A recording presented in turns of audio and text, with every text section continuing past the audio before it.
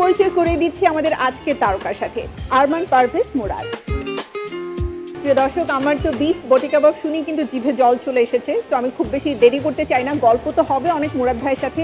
তার আগে চলুন দেখে নিই বিফ বটি কাবাব তৈরি করতে আমাদের কি কি উপকরণ লাগছে। একজন এত ভালো অভিনয় করে, সে আসলে কতটা ভালো রান্না তৈরি করতে পারে। এখানে আমরা দেখতে পাচ্ছি যে গরুর মাংস আমরা 500 গ্রাম নিয়েছি এবং ছোট ছোট করে পিস করে নিয়েছি, এখানে চর্বি এবং হাড্ডি ছাড়া। এই বুটি কাবাবের জন্য আমরা সরিষার তেলটাকে প্রেফার করছি, কারণ সরিষার তেলের একটা আলাদা রকমের ব্যাপার আছে। সুন্দর একটা পেস্ট তৈরি হয়েছে, এটা দিয়ে আমাদের ম্যারিনেট করে রাখতে হবে। হ্যাঁ, এটা গরুর মাংস এর মধ্যে দিয়ে আমরা ম্যারিনেট করে নেব।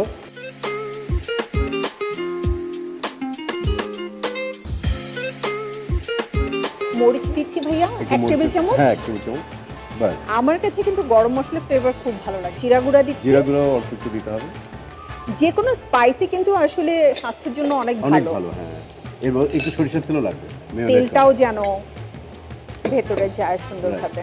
তো যেহেতু আমরা কাবাব বলছি, সেহেতু একটু ড্রাই হবে, ভাজা ভাজা করার চেষ্টা করব। বিফ আপনি যতক্ষণ বেশি ম্যারিনেট করে রাখবেন বা যে কোনো রেড মিট, ততই কিন্তু মজা হবে। বাট তারপরে মিনিমাম হাফ অ্যান আওয়ার সময় লাগে। Almost done. সো আমরা এখন রান্নায় চলে যেতে পারি সরাসরি। হ্যাঁ, বাস। ঠিক আছে, একদম। মিটগুলোকে তুলে তুলে দিচ্ছি, কারণ গ্রেভিটা প্রথম দিকে দিলে পুড়ে যাওয়ার সম্ভাবনা থাকবে। আমাদেরকে খাওয়ার সময় খুব খেয়াল রাখতে হবে যেন হাইজিনটা হয়। জিহ্বার স্বাদটাকে একটু কন্ট্রোল করা উচিত। অলমোস্ট কাবাব কিন্তু হয়ে এসেছে, তাই না? হ্যাঁ।